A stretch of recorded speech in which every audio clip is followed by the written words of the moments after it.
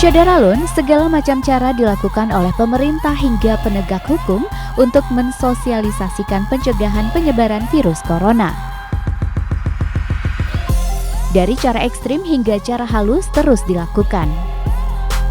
Seperti yang terjadi di Chennai, Tamil Nadu, India beberapa hari lalu, kepolisian Chennai membuat helm dengan bentuk virus corona.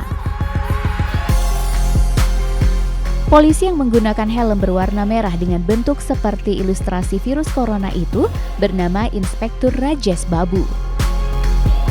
Ini dilakukan lantaran warga di India masih saja keluar rumah dengan bebas, padahal negara tersebut sudah diberlakukan lockdown.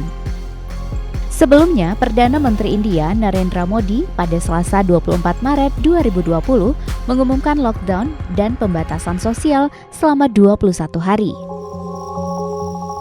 Selama pemberlakuan lockdown, warga diminta untuk tetap berada di rumah. Namun, masih saja ada warga yang bepergian keluar rumah.